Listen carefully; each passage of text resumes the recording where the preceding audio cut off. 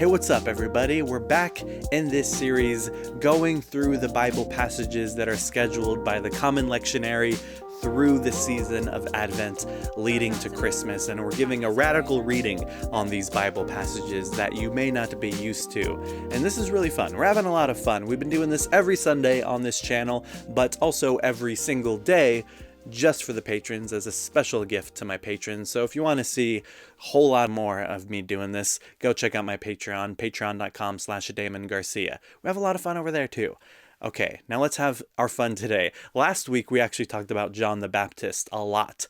And once again, today we're talking even more about John the Baptist, because John the Baptist is an incredibly significant figure within the Jesus story. If you're going to talk about Jesus, especially the historical Jesus, you have to talk about John the Baptist, because Jesus starts as one of John's followers, and he adopts John's message of the kingdom of God and carries the movement on. And because of how radical John's message was, John is arrested and executed by Herod Antipas. And last week we talked a lot more about what made his message so radical and why they feared it would lead to an uprising. So go watch last week's video for some more in-depth talk on that. But today we're reading from Matthew 11, 2 through 11. And this takes place at the very beginning of Jesus' ministry. And as we said before, his first followers, his first disciples, were initially John the Baptist's first disciples. And wherever he went, people were comparing him to John the Baptist, because John the Baptist was more famous than Jesus during his life and for decades after Jesus' life. And even people who criticized Jesus were criticizing him, comparing him to John the Baptist. So let's read this scene right here. When John heard in prison what the Messiah was doing, he sent word by his disciples and said to him, "Are you the one who is to come, or are we to wait for another?" Jesus answered them, "Go and tell John what you hear and see. The blind receive their sight, the lame walk, the lepers are cleansed, the deaf hear, the dead are raised, and the poor have good news brought to them. And blessed is anyone who takes no offense at me." As they went away, Jesus began to speak to the crowds about John. "What did you go out into the wilderness to look at? A reed shaken by the wind? What then did you go out to see? Someone dressed in soft robes? Look, those who wear soft robes are in royal palaces. What then did you go out to see? A prophet? Yes, I tell you, and more than a prophet. This is the one about whom it is written, 'See, I am sending my messenger ahead of you who will prepare your way before you.' Truly I tell you, among those born of woman, no one has arisen greater than John the Baptist, yet the least in the kingdom of heaven is greater than he." Interesting stuff, powerful stuff.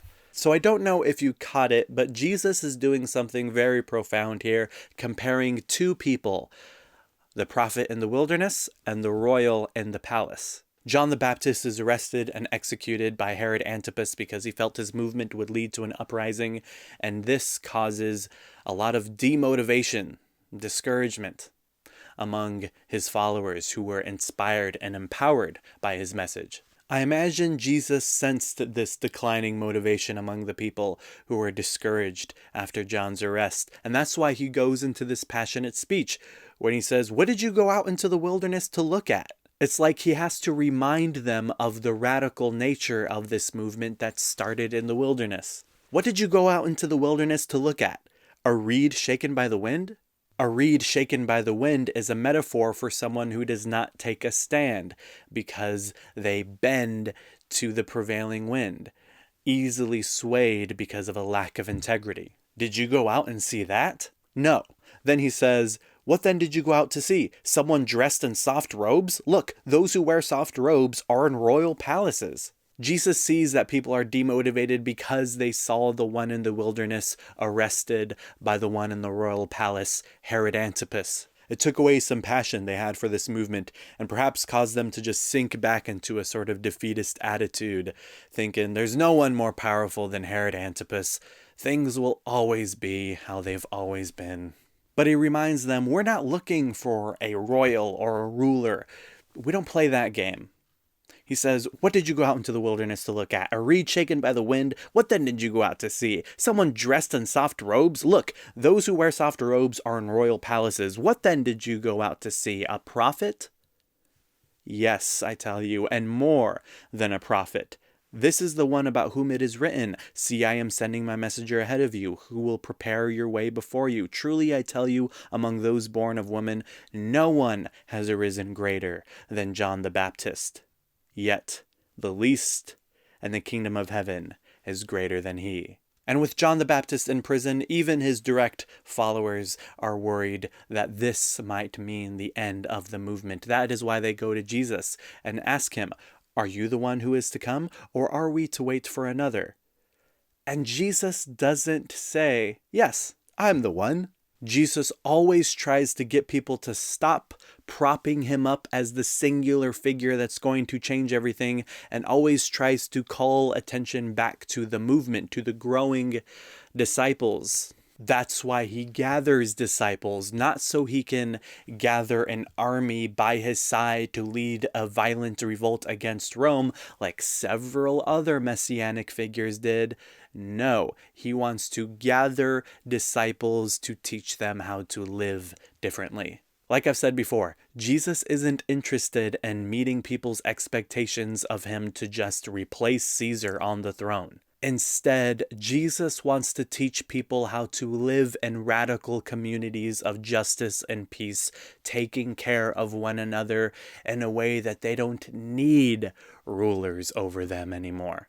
That's probably why Jesus never says, "I'm the Messiah." It's like he's constantly trying to get people to understand, I am not the guy that's going to fix everything for you. But you can join in the movement of people who are trying to change things from below, living in a way alternative to the way of Roman imperialism. And so Jesus answered them, "Go and tell John what you hear and see. The blind receive their sight, the lame walk, the lepers are cleansed, the deaf hear, the dead are raised, and the poor have good news brought to them. And blessed is anyone who takes no offense at me." He doesn't say, "I'm doing all these things." And all these things were being done by Jesus and his disciples, who he would ultimately leave responsibility with so that they would do greater things than Jesus ever could. That's also why he says, John the Baptist, no one was greater, and yet the least in the kingdom of heaven is greater than he. Like I said in last week's video, hopefully you watched it, the kingdom of heaven is not about somewhere else. It is about a way of life here and now, and those who choose to live this way. The least of you are even greater than John the Baptist. So I know all of you out there are worried that this movement is over because John the Baptist is in prison. And yes, John the Baptist is great. There's no one greater.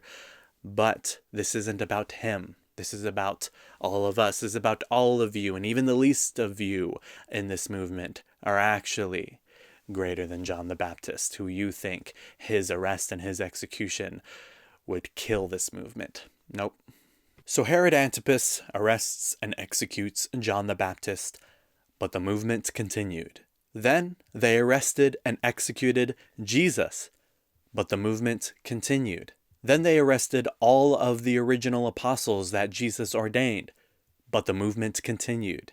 Then you get to the year 325 and the first council of bishops in Nicaea, after Christianity had been accepted as the official religion of the empire through Constantine. And during that first council, that first meeting, the 5th century historian Theodoret describes the scene as saying some bishops had their right eye dug out, some of them had missing limbs, some of them were walking around in a limp, several different injuries among these bishops. And he says, in short, the council looked like an assembled army of martyrs. And several people like to point at this moment as when Christianity went south because it got in bed with empire. But the next century, we have a man named Benedict who gives up his theological education in Rome and goes out into the wilderness in the caves to reclaim the radical core of this movement. And eventually, other people who also felt like the church had lost its radical nature went and joined Benedict, and together they committed themselves to prayer, work and service. And Benedict started the first monastery, and his work in writing the Benedictine rule was the root of monastic life as we know it today. So think of these two moments here. Jesus speaking to a crowd who is discouraged and reminding them, this thing started in the wilderness, so let's keep going. And Benedict seeing the church become too comfortable and losing the plot and saying, this thing started in the wilderness, so perhaps we need to go back there to remind ourselves of what this is and keep going. And what Jesus says to the crowds applies also to today in a different way, to the Christians who side with power, who side with those in royal palaces. Jesus also says, what did you go out into the wilderness to look at? A reed shaken by the wind? What then did you go out to see? Someone dressed in soft robes? Look, those who wear soft robes are in royal palaces. What then did you go out to see? A prophet? Yes, I tell you, and more than a prophet. This is the one about whom it is written, see, I am sending my messenger ahead of you, who will prepare your way before you. Truly, I tell you, among those born of woman, no one has arisen greater than John the Baptist. Yet the least in the kingdom of heaven is greater than he. And that's the movement I strive to also be a part of and to continue in my life, following the radical stream from Jesus. Even though I do see the stream of those who say they're Christian and side with power, that's not what I'm doing. I'm trying to follow this radical stream, and I'm trying to reclaim it and doing what I can to bring it to the forefront by giving these radical readings of these Bible passages. Not giving a new reading that fits in our modern times, but a radical reading. Remember, the word radical comes from the word radix, which means root. Trying to get to the root of this. So, thank you for watching. Hopefully you enjoyed it. Subscribe for more videos like this. Go check out my other videos about similar stuff. Go and make sure you follow me on Twitch too, twitch.tv/whoisdamon, where I'm able to talk about this stuff in a more free-form and interactive way. We have a lot of fun over there. And go follow my Patreon, patreon.com/Damon Garcia. I would love any support you can offer me from there. You can even support me for just $1 a month, and you get access to all the other videos in this series. It's pretty awesome. So, shout out to my patrons who are already over there. Keith Wetzel, Blake the Bold, Stephen Harp, Ranger Jenny, Refined Your Scene, James Finlay, New Transcendentalist, Kristen Mouse, Mike Talkman, Peter John Blake, Mimi McGann, Callie, Onion, Keegan James, Tammy D, and everyone else.